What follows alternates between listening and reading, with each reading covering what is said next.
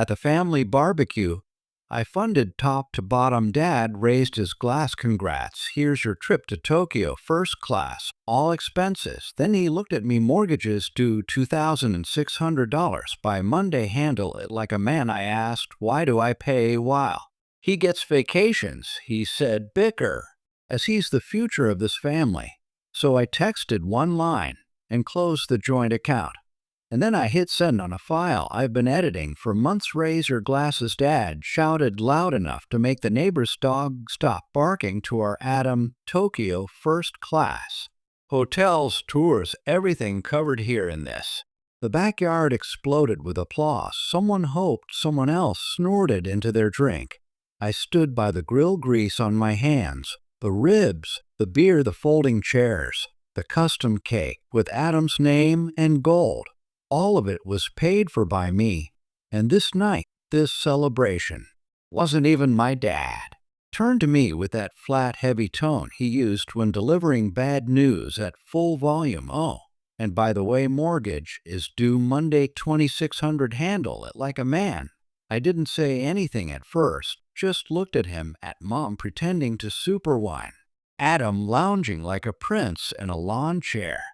Then I asked, why do I pay while he gets vacations? Dad didn't flinch, no sarcasm, no regret, just a shrug like he was resigning. Whether because he's the future of this family, you're just the backup. That was the moment I stopped pretending. I wiped my hands on my apron, pulled out my phone, and typed a single line. No emotion, no punctuation. Joint account is closed. Good luck.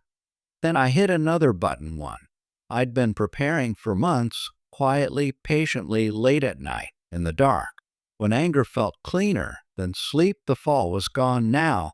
Uploaded, not to Facebook, not to the family chat, not yet. What was in that file? They didn't know, but they would. And when they did, nothing would be the same again. I set my phone on the table, took off my apron, let it hang there like dead weight, and walked away. Someone shouted behind me. I didn't turn around, because when you've swallowed silence for years, the sound of your own exit is the loudest thing they'll ever hear. They always said it was just temporary. The money I sent, the help I gave, the way I picked up every broken piece after their messes, just until Dad's business picks up, just until Adam finds his path, just until tax season's over. 10 years, that's how long temporary lasted. I paid off their second mortgage when Dad accidentally missed her 6 payments. I covered the medical bill when Mom forgot to renew her insurance. I bought Adam a used car when he wrecked the first one while drunk, something no one ever told me until months later. And not once did anyone say thank you, not once. They treated it like gravity, something that justice. Dad's voice was always this. Same when he called, no hello, no how are you, just need $500. Sent it. Now Mom never objected, never defended me. She just whispered things like, don't upset your father, he's stressed, or Adam's just figuring things out. And Adam, he never asked. He didn't have to be. Just assumed he was the golden one, the baby, the future. He once sent me a video request that said, because I'm your brother, that was it. I should have cut it off years ago, but I didn't, because part of me still thought maybe, just maybe, they'd see it, see me. Then came the night. Everything cracked open. It was 2 weeks for the barbecue. I logged into the shared bank account to check something, just routine, and saw $3,400 gone, withdrawn in 3 separate payments over the weekend. I called Dad. What is this? Oh, he said that's for Adam's Japan visa, new suit, couple things he needs. I didn't even raise my voice. Nice, I just said, you didn't ask me.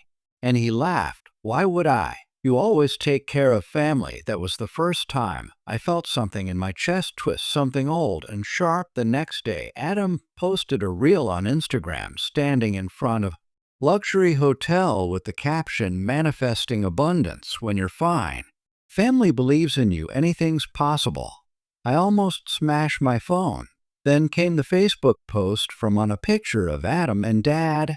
and matching suits, champagne, a steak dinner. Behind them caption, "So proud of our boy. He's going places." Iraq or light money wasn't there. I didn't even exist. I did respond. I didn't text. I didn't comment. I just started digging.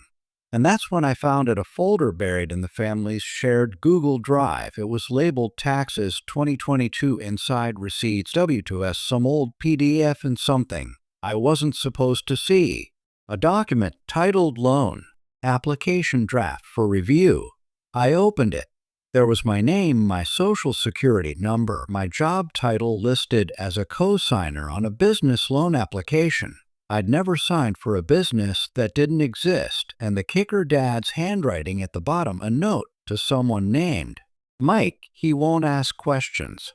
He never does. I sat there in my apartment, shaking, not with fear, with clarity, because now I understood. I wasn't family, I was funding. I printed the document, sent it to a lawyer friend quietly, just in case. I started checking every account I had access to, found another expense I didn't recognize. Tooth, $1,100 at a watch store downtown. Adam had tagged the location on Snapchat. He was wearing it in a video, toasting to my new life. I called my mother. "Why didn't you stop him?" Her voice was small. "He's your brother." That's when I hung up. They didn't just use me, they believed it was my role to be used. I'm not writing to get even. I just want to be heard without being erased.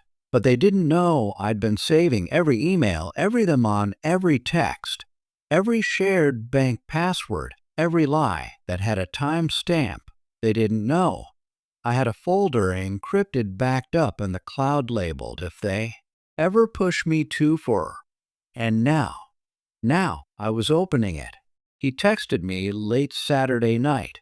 Just one line: "Sunday game, 3:30, our old seats, no drama, like men." I didn't respond right away. 10 minutes later, another message came, not from me, for the family. "Let's talk." Then one from "On, please, he's making an effort, just hear him out." I could have ignored it. I had every reason to, but I knew this wasn't about peace. This was about control, a last-minute PR stunt before the mask fully shattered. So I said yes. But I wasn't going alone. The stadium was half for local team, down 0-2, Section 1. 13 rows, 7 our old seats, like he said. Ed, we sat surrounded by kids, teenagers in face paint, and men yelling at referees like they owed them. Reed that looked come to calm. "Remember when we came here your first time?" he said, tossing me a bottle of soda like it was some father-son nostalgia trip. I didn't answer. He tried again. "Listen, I don't want things to go sideways. We've all made mistakes along my. But let's not take this public or right. We're family. This can stay in the family." I turned toward him, looked him dead in the eye. "You have 10 minutes, I said. Then I release everything." His jaw twitched, but he forced to smile. "So now you're the hero, hot, making a little movie about your poorly life." I reached into my backpack and pulled out a folder, clean, organized, final. Inside, a fake loan application with my name and social security number, screenshots of my bank withdrawals, a printed line from the shared family Google Drive that read, "He won't ask questions. He never does for a second keep." Link. Then he laughed loud, sharp, the same laugh I heard when he told me my dreams were cute or expensive. "You're blowing this up for nothing," he snapped.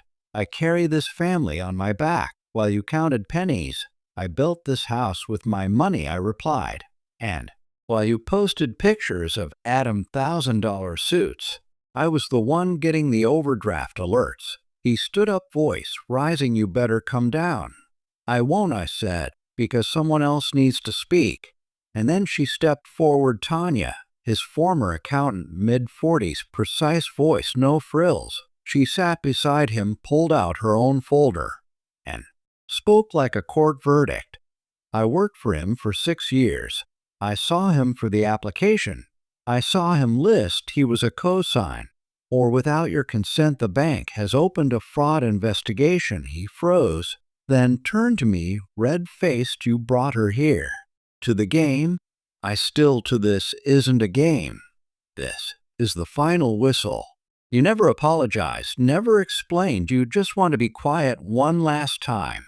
But I'm not Prey Sobel anymore. He started shouting about betrayal, about blood, about me, turning the whole family upside down. People started turning. Mom appeared 10 minutes later, crying please. She begged people are watching or didn't look at either of them. I unlocked my phone, opened the family group chat and hit send to your family in autumn 2017, 2025. PDF audio, adamant or scorecard, April that him for a silent one fake. That PDF at that moment, the home team scored a goal. The stadium erupted. But in Rose 7 silence, I turned to Dad and said calmly, game over. Let's see how they enjoy the replay. He didn't call. He didn't write. He posted 6 days after the stadium confrontation, where I unveiled the truth armed with documents and recordings.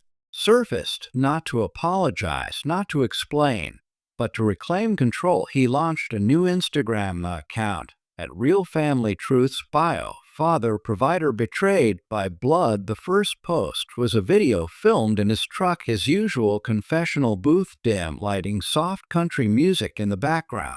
Tear-streaked face, he looked into the camera with red room dice. My son turned on me.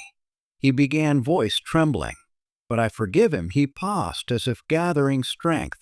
I wasn't perfect, but everything I did, every hard choice was for them, for this family. And now he's out there spreading lies, that hurt his own blood. Final words laden with sorrow.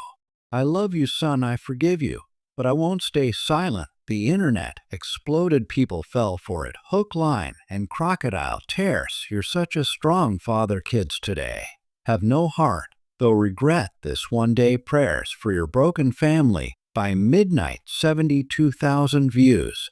By dawn, 120,000. His martyrdom was training in 3 parenting groups. Then came the carousel post. Me as a kid, sitting on his shoulders, Christmas morning. A faded photo of me and Adam, arms around each other, both unaware of the storm coming. Years later, captions. He was always a good kid. I just wanted to be as he. Hero, maybe he'll remember one day. Even people I trusted. We shared it, old classmates, ex-coworkers, distant cousins, all reposting his version like it was gospel. Some even reached out to me. Is it true what he said? Why our family drama online? Can you just talk to him? And then, of course, Mom for message came with guilt disguised as care. Is hurting. Don't make it worse. Be the bigger person. She didn't ask how I was, didn't ask if anything he said was true. Just begged me to protect his image again. So I do. What I should have done long ago. I didn't respond. But I uploaded the file. Roger score timeline documents app. No title card, no face, no crying, no names, just time-stamped evidence. Loan application with my forged signature. Screenshot of my account empty to pay Adam's emergency trip. Audio file. Dad saying he won't notice, and if he does I'll handle it. Screenshots of Mom say don't tell him, it'll stress him out. Transaction locks them, or messages. Google Drive comments with added history. Everything. No emotion, no revenge speech, just truth. It didn't go viral. It didn't need to. It just spread quietly, like smoke in a locked room. People started disappearing from his side. A friend of his, the one who always grilled with him on Memorial Day and followed him, a neighbor common. It didn't expect to see my name in one of those screenshots, then deleted it. An old coworker posted a vague story, sometimes the loudest. Voices hiding the biggest lie. He tried again, posted another video, more desperate, more cracked. But this one barely scraped 3,000 views. No comments, no prayers, just 3 likes, one from Mom, one from some random family values account, and one he probably made himself. He was losing the crowd. And I knew exactly what that felt like because I lived it. But I wasn't him. I didn't need a spotlight, just quiet and distance. A few days later, I received a message from it. Rhonda, we didn't know what you were carrying. I'm sorry. You didn't deserve that. I stared at it for a long time, and then I archive it. Because this wasn't about being believed anymore. It was about never being silenced again. He had tried to rewrite the ending to make me the villain and his hero a comeback. But I didn't play his game. I handed them the receipts, unfiltered, unnamed, undeniable, and the truth doesn't need a narrator. It just stays, even when they too try to bury it in likes, even when they cry into the camera like soap opera stars, even when they twist and post and plead. It stays, and silence silences the loudest thing I've ever said. I left everything behind, and 31 hours, not because I wanted to, because I had to. There's a moment right before you break when you're whole. How life turns quiet, not peaceful, just still like a room. Just after the screen for me, that moment came up to 17. I'm staring at the glow of my phone after reading the 10th message from my dad that week. Not sorry, not let's talk, just this is what happens when sons forget where they came from. I stared at the words, then booked a one-way ticket, no second thoughts, Lisbon departure, and 31 hours. I didn't cry, didn't pack with ceremony, just threw the essentials into a backpack, laptop, documents, old passport with my original name still on it, and left behind the apartment I paid for 3 adults' future. Greeted my money like an apology, and my silence like consent. The cab to the airport was cold and quiet. My fingers shook only once when we passed the street with a coffee shop where I used to bring my mother, the one I paid for, where she told people I was just helpful, not essential. At the gate, I didn't look back. I was done looking back. Lisbon 6:12, and the plane touched down with a softness that felt like mercy, widespread across the city, like a new page. Tiled roofs caught the sun. A tram rolled past like an invitation, and for the first time in years, I exhaled like someone who'd been holding his breath since birth. Then my phone buzzed for missed calls from Dad. One voicemail from Mom. Just tell me where you are, we can fix this. One text from Adam. I'm sorry, I was scared. I read them all. And then, without emotion, I powered off the phone, placed it in the kitchen drawer of my Airbnb, and went out for coffee. The first week, I didn't speak, not even small talk. I walked through alleys that smelled of ocean and bakery sugar, sat alone in parks where children played, and watched the locals live like I wanted to fully present, utterly unbothered. I didn't miss anyone, and that terrified me. How quickly love can evacuate a body once it's no longer useful. Week to a tiny design studio with a handwritten side. Freelancers welcome. I stepped and showed them my work, and they offered me a seat and a job. No referrals, no background checks, just trust, something my own family never gave me. Without a catch, I met Raphael. And as that afternoon, to creatives with scars and all the same places they left behind, similar stories. Loud fathers, silent mothers, siblings who climbed over them like stairs. We didn't talk much about the past, just enough to know we'd survived something similar. By the end of the month, I had a third-floor apartment, and our family walls yellow with age and pride, a SIM card. No one in my old life could touch a bank account with my new I am only, and no links to their deaths. A coffee mug that read, finally silence.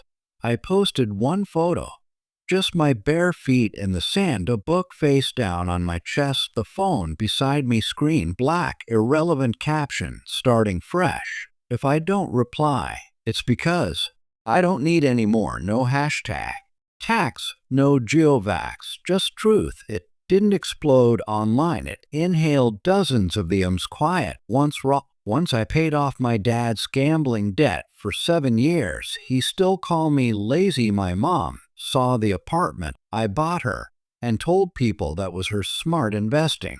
I thought I was alone. You showed me I'm not. I didn't reply. I didn't need to. I was already doing what they begged me for in their own lives, living free back home. The collapse continued without me.